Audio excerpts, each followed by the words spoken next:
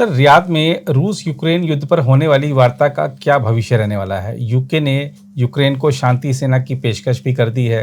इसी बीच यूक्रेनी राष्ट्रपति वोलोदिमीर ज़ेलेंस्की ने कहा है कि यूरोप की सशस्त्र सेनाओं के निर्माण का समय आ गया है।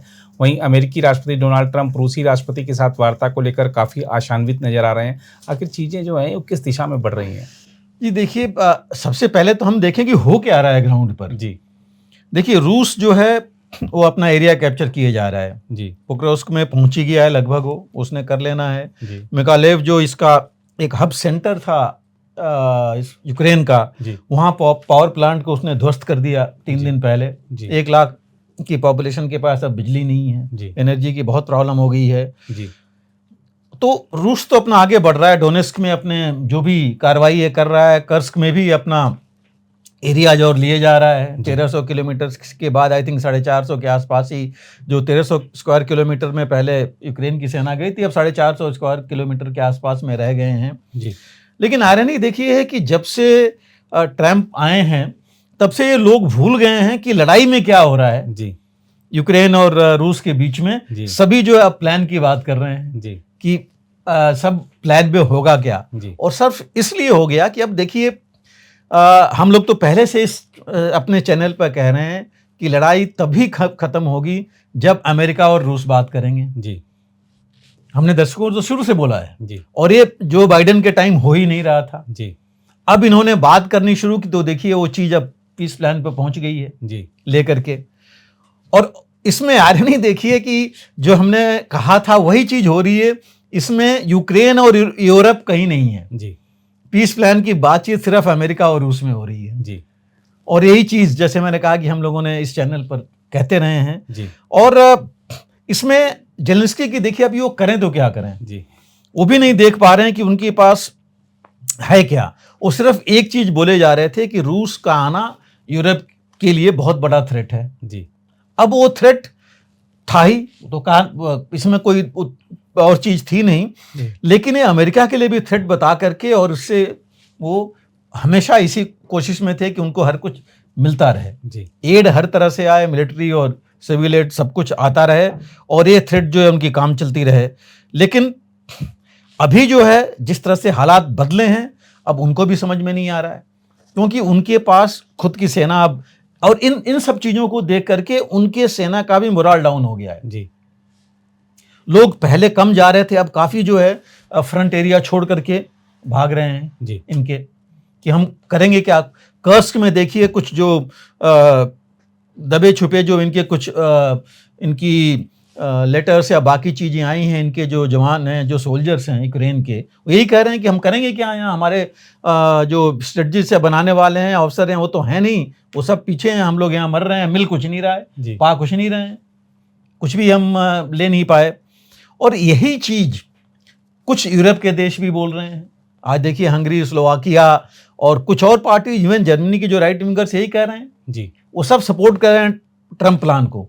वो कह रहे हैं हमने इतना बिलियंस डॉलर्स खर्च कर दिए और मिला क्या, 1 इंच भी तो कहीं हुआ नहीं, न रूस डाउन हुआ है और न इनका कुछ फायदा हुआ है। जी, तो ये जो चीज़ है काफ़ी प्रॉब्लम अभी आ रही है जिसमें।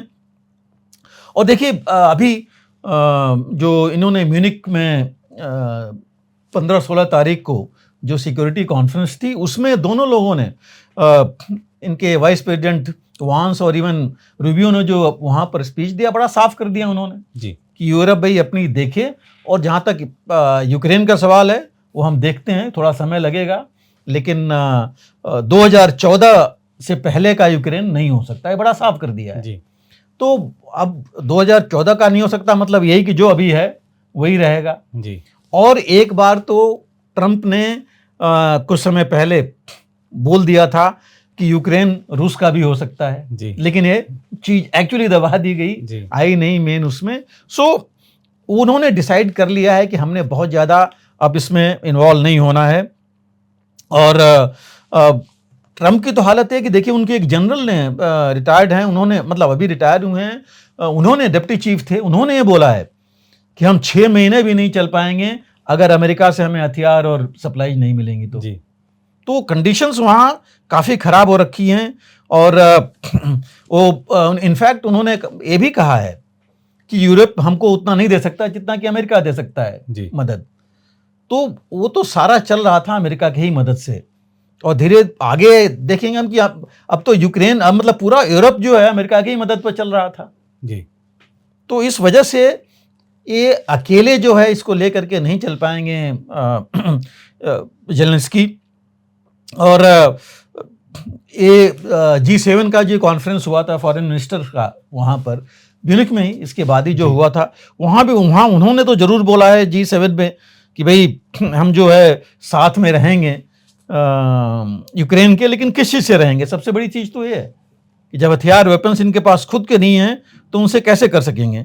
और जेलेंस्की की मुश्किल ये हो गई कि उनको क्लियर हो गया कि अमेरिका से कुछ नहीं मिलना, तो अब वो यूरोप पर ज़्यादा ध्यान दे रहे हैं कि यूरोप से कुछ मिले। जी। और यूरोप की सबसे बड़ी मुश्किल है कि वो अपनी मिलिट्री बढ़ाएं, अपना जो है देखें, तब तो देख पाएंगे यूक्रेन को मदद कर पाएंगे।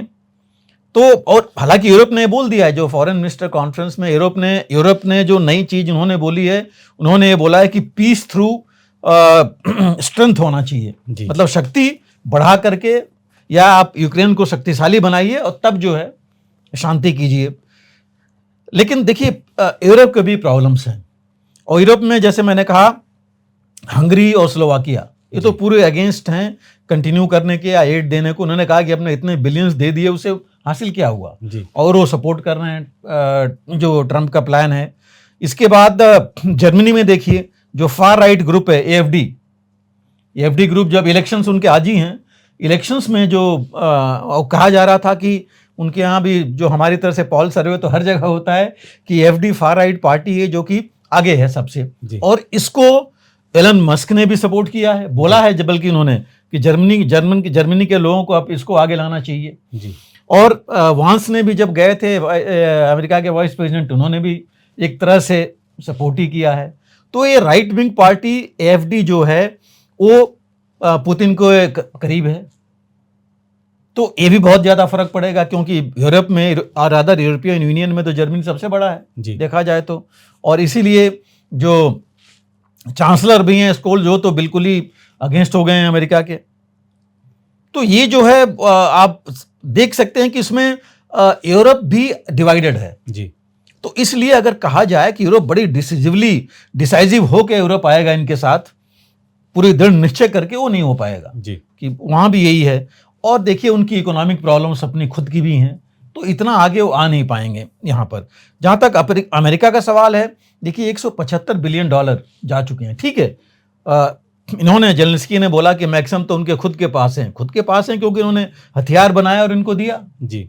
लेकिन इनके यहाँ करप्शन और बाकी चीज़ें इतनी ज़्यादा हुई, जो अभी भी अमेरिका में सीनेटर्स कह रहे हैं कि फ़ायदा क्या हुआ इसका, कि सारा तो ऐसे निकलता रहा।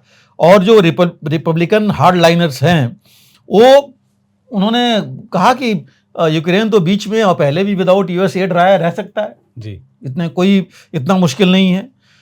और उन्होंने यहाँ तक बोला कि मिला क्या है, इतने लोग मारे गए। वो ट्रंप भी कहते रहे कि इतने लोग मारे गए हैं वहाँ यूक्रेन में, आधी पॉपुलेशन डिस्प्लेस हो रखी है, 70% जो है इंफ्रास्ट्रक्चर तबाह हो गया है। तो लड़के करेंगे क्या, और बाकी जो बचा कुचा था वो करप्शन में चला गया जी। तो ऐसे कह करके उन लोग भी अपनी जगह वो भी सही हैं कि भाई इतना ज़्यादा है। और उन्होंने ये बोला कि जो इन्होंने दिया पैट्रियट मिसाइल, देखिए एक पैट्रियट मिसाइल करोड़ों डॉलर की है, और जो उन्होंने ATACMS army tactical missile systems उनको दिए, जो आर्मर्ड व्हीकल्स दिए, गन्स दिए, 105 मिलीमीटर एमिनिशन, उन्होंने उसको सही तरीके से इस्तेमाल नहीं किया जी। जो स्ट्रेटेजिकली या जुडिशियसली जिस सही टारगेट पर करते जहां इनको फायदा होता। अब इन्होंने पैट्रियट्स खत्म कर दी, जो आर्मी टैक्टिकल मिसाइल्स खत्म कर दी, लोग अचीव कुछ नहीं कर पाए, 2-4 उसके अलावा। तो इस वजह से जो है उनको लगता है कि कोई फायदा नहीं है देने का, वेस्टेज हुआ है इनका सारा। और अब क्या हो रहा है, धीरे धीरे जेलेंस्की को भी समझ नहीं आ रहा है। पहले उन्होंने जैसे अमेरिका से ट्रंप ने बात की थी कि रेयर अर्थ्स हम इनसे लेंगे जी, भाई हमने कहा था कि वो तो ट्रांजैक्शनल प्रेसिडेंट हैं, तो लेन देन की बात करते हैं कि हम देंगे तो हम लेंगे। वो चीज़ अब पहले इन्होंने जेलेंस्की ने खुद कहा था जी कि रेयर अर्थ में ठीक है अमेरिकन कंपनी जाएंगी तो उनकी सिक्योरिटी के लिए वो तो पैसा खर्च करेंगे ही, लगाएंगे और वो हमारा फायदा होगा। अब उनको जब डाउट दिखा तो अब उन्होंने अपनी टीम को बोला है रुकने के लिए, कभी बात नहीं करें जी अमेरिका से रेयर अर्थ्स के लिए। और कुछ मुझे लग रहा है कि यूरोप और जेलेंस्की दोनों सोच रहे हैं कि शायद पुतिन जो है बात नहीं माने ट्रंप की और इनके बीच में कुछ आपस में नहीं बनेगी, तब उसका हम फायदा उठाएं। ये भी एक वेट एंड वॉच पॉलिसी वो लगाना चाहते हैं। जहां तक यूक्रेन की बात आपने की, यूक्रेन तो कह रहा है, यूक्रेन नहीं सॉरी यूनाइटेड किंगडम इंग्लैंड, कि भाई वो ट्रुप्स देंगे वहां पर यूक्रेन में जब जरूरत पड़, अगर पीस प्लान हो जाता है तो पीस प्लान के मुताबिक, क्योंकि अमेरिका ने बोला कि हम तो अपने ट्रुप्स देंगे नहीं जी, ये ट्रुप्स देंगे, बट ट्रुप्स लाएंगे कहां से? जी, आज की तारीख में इंग्लैंड में पिछले 200 सालों में सबसे कम मिलिट्री स्ट्रेंथ है उनकी जी, और इतने कम ट्रुप्स में तो वहां कुछ कर नहीं पाएंगे, तो ट्रुप्स उनको लाना पड़ेगा। फिर अपने इनको जो बेसेस बाहर हैं 80-90 उनमें से ट्रुप्स निकाल के ले आए जी, वो करेंगे नहीं। तो ये हालांकि सबसे जो इंग्लैंड चाहता क्या है, यूरोपियन यूनियन से तो बाहर है, लेकिन ट्रंप के निकलने के बाद ट्रंप ने जो बोल दिया कि अमेरिका नहीं ये सब करेगा, तो वो चाहते हैं कि इंग्लैंड जो है एक मेजर पावर वहां उभर के आए कि हम जो है वहां तैयार हैं, हमें करेंगे। लेकिन सिर्फ कहने से होगा नहीं, क्योंकि अब इनको डिफेंस बजट बढ़ाना पड़ेगा, प्रोडक्शन बढ़ाना पड़ेगा, बाकी चीज करेंगे उसके बाद ही तो कुछ आ पाएगा। हालांकि उन्होंने जरूर 100 ईयर्स पार्टनरशिप की है जी, यूक्रेन से, लेकिन नजर उनकी इन्हीं रेयर अर्थ पर थी और अभी भी वो वही चाहते हैं। ऐसा ना हो कि कहीं ट्रंप अगर चले गए, ले लिया, तो फिर इनकी पार्टनरशिप तो ऐसी की रह जाएगी जी, इंग्लैंड की जो इन्होंने किया था अभी। तो ये जो है चल रहा है अभी, तो सारा मतलब वहाँ पर फ्लूइड सिचुएशन है। जहाँ तक आज की मीटिंग की बात है, आज ही मीटिंग होनी है वहाँ पर। देखिए अमेरिका से तो सेक्रेटरी ऑफ स्टेट रूबियो भी हैं वहाँ, देन माइक वॉल्ट जो एनएसए हैं वो भी वहाँ पर प्रेजेंट हैं, और जो मिडिल ईस्ट के नेगोशिएटर हैं वहाँ पर वो भी, विटकॉफ भी हैं, वो भी इसमें पार्ट ले रहे हैं। और ऑफ कोर्स बाकी जैसे सीआईए और बाकी लोग हैं वहाँ पर तो हैं ही हैं। रूस से इनके फॉरेन मिनिस्टर लारो वहाँ पर हैं, और उनकी टीम है जो कि वहाँ पर बातचीत के लिए गए हुए हैं, तो नेचुरली। और देखिए सबसे बड़ी बात है कि ये पहली बार मिल रहे हैं जी, खास करके जो रूबियो हैं इनके सेक्रेटरी ऑफ स्टेट, उन्होंने खुद बोला है भाई मैं तो पहली बार मिलूंगा, लेकिन उन्होंने कहा कि अभी ये नहीं कि मिलने के बाद तुरंत हर एक चीज शुरू हो जाएगी, अभी समय लगेगा, ग्राउंड अभी आगे बढ़ाएंगे, उसके बाद करेंगे। और दूसरी बात वही सबसे बड़ी चीज वही आती है कि जेलेंस्की या यूरोपियन यूनियन में किसी को बुलाया नहीं, तो वो लोग भी अपनी मीटिंग आज कर रहे हैं कि क्या करें इसमें, क्योंकि अब वो बिल्कुल ही साइडलाइन हो गए हैं दोनों में। और सबसे बड़ा उनको तकलीफ है कि साइडलाइन होने के बाद अगर अमेरिका और रूस साथ में आ गए, सैंक्शंस और बाकी चीजें हट गई, तो फिर क्या होगा, उसमें नुकसान तो इन्हीं का होना है। दूसरी चीज मैं ये कहना चाहूंगा कि यूएई को क्यों चुना जी, देखिए इसका भी महत्व है। यूएई को क्यों चुना टॉक्स के लिए, कहीं भी कर सकते थे यूएई। देखिए एक चीज तो देखना पड़ेगा आपको कि UAE United Arab Emirates already involve है, जो यूक्रेन और रूस के बीच में जो PAWs का, प्रिजनर्स ऑफ वॉर का एक्सचेंज हो रहा था जी, अभी हुआ, 3 दिन पहले भी हुआ है जी, जिसमें हमेशा इन्वॉल्व रहा है। तो उसके संबंध रूस से और पुतिन से अच्छे हैं, ऑलरेडी हैं। ओपेक का प्रोमिनेंट मेंबर है, ओपेक का रूस भी मेंबर है, तो वो भी एक है, बातचीत उनकी आपस में हमेशा है। और अमेरिका के साथ संबंध अच्छे हैं ही, आपने देखा कि ट्रंप ने भी बोला है, इन्होंने पहले ही बोल दिया, आई थिंक उन्होंने बोला था $1 ट्रिलियन इन्वेस्ट करने के लिए, 500 तो इन्होंने बोल दिया है $1 बिलियन इन्वेस्ट करेंगे अमेरिका में जी। तो और सबसे इसके लिए, ये दोनों के लिए है इंपॉर्टेंट कि बड़े आराम से यूएई मीडिएट कर सकता है। तीसरी चीज है, यूनाइटेड अरब एमिरेट्स के लिए भी ये बहुत बड़ी एक उपलब्धि है, क्योंकि इसकी वजह से एक मिडिल ईस्ट में और दुनिया में एक मेजर फोर्स बन के आ जाएगा वो, और तुर्की और बाकी जो आने की कोशिश कर रहे थे उनको नीचे कर सकते हैं जी। तो ये वहां के लिए जरूरी था। दूसरा देखिए, जहां तक यूरोप ने तो साफ बोल दिया है, जेलेंस्की ने भी बोला है कि हम अगेंस्ट हैं जल्दीबाजी के, क्विक, दे हैव सेड कि we are against quick and dirty deal. जी, उनके ये है कि भाई हमारे खिलाफ रहेगा तो हम जो है इसके अगेंस्ट हैं। तो ये चीज़ें वो लेके चल रहे हैं। अब उनको डर सबसे बड़ा वही है कि ट्रम्प ने तो बोल दिया है कि 2014 से पहले का होगा नहीं, मतलब अभी जो चलेगा वो होगा, सैंक्शंस वो हटा देंगे, इकॉनमी इससे रूस की और ऊपर जाएगी, इनकी तो नीचे ही जाएगी। फिर डर जो है इनका बना का बना रहेगा। और अमेरिका के लिए ये जरूरी है क्योंकि पीस प्लान अगर हो गया तो अमेरिका की इकॉनमी के लिए भी जरूरी है कि इतने रेयर अर्थ्स और मेटल्स मिनरल्स वहां से आ रहे थे, उनका नुकसान है जी, तो वो उनको जरूरी है, उनकी इंडस्ट्री डाउन हो रही है इसमें। दूसरा बहुत जरूरी है कि रूस और चीन इतने नजदीक नहीं आए कि चीन आगे बढ़ जाए। अमेरिका ये भी चाहता है, वो भी निकालना चाहेगा। और उन्होंने ऑलरेडी बोला, देखिए रूबियो ने, जो सेक्रेटरी ऑफ स्टेट ने बोला कि सबसे पहली हमारी प्राथमिकता है कि हमारे एम्बेसीज जो हैं वॉशिंगटन में और मॉस्को में वो फुल्ली फंक्शनल हो जाएं, क्योंकि वो पूरी तरह खुल के नहीं फंक्शन कर रहे हैं, इसलिए प्रॉब्लम आ रही है। तो एक ये चीज शुरू हो जाएगी। तो और रूबियो ने ये भी कहा है, देखिए कि ये long way to go, we have a long way to go. अब स्टार्ट कर रहे हैं, स्टार्ट करने के बाद अभी कुछ फाइनल नहीं हुआ है, लेकिन उन्होंने जरूर कहा है कि ट्रंप ऐसे ही दुनिया के प्रेसिडेंट हैं जिन्होंने इनिशिएटिव लिया है, वो शांति चाहते हैं और बाकियों की तरह वो लड़ाई नहीं कराना चाहते। तो उन्होंने और ये भी कहा है कि ट्रंप ही ऐसा कर सकते हैं। तो ये ले करके ये बातचीत हुई है और ट्रंप ने भी बोला है कि उनकी बड़ी लंबी और बड़ी सुरक्षित प्रोटेक्टिव कॉल हुई है इनके साथ, पुतिन के साथ। लेकिन देखिए मुश्किल तो है, कॉम्प्लिकेटेड है, मुश्किल है। जो 3 साल से, 4 दिन के बाद तो 3 साल पूरे हो जाएंगे इस युद्ध के, तो 3 साल से जो चल रहा है, आप सोचिए कि 30 दिन में हो जाए, मुश्किल है। कई चीज़ें हम देख रहे हैं कि क्या हालत है।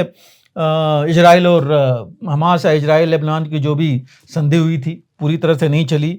और जहाँ तक रूस का भी देखिए देखना जरूरी है, पुतिन को समय चाहिए जी। वो चाहते हैं कि नेगोशिएशंस ऐसे चलें, थोड़ा समय मिले कि जो कुछ रह गया है वो कैप्चर कर लें, मेन टाउन्स, डोनेट्स्क का इलाका। तो वो तो हमेशा समय चाहते हैं। वो भी चाहते हैं, कहना चाहते हैं कि देखिए मैं तो शुरू से शांति की बात कर रहा था, जेलेंस्की थे जो शांति की बात नहीं कर रहे थे जी, क्योंकि ये पहले भी बोल चुके हैं, वो लाना चाहते हैं। वो चाहते हैं कि रेजीम, गवर्नमेंट चेंज हो जाए यूक्रेन की, यूक्रेन इनके उसमें रहे, जो पॉलिटिकल पार्टी जो और ऊपर आए। और ये ट्रंप ने भी बोला है कि और पार्टी जो वहाँ पर आगे आनी चाहिए, इलेक्शंस होने चाहिए। दूसरी चीज़, वो थ्रेट, जो डर है यूरोप को, वो डर बना के रखना चाहते हैं जी।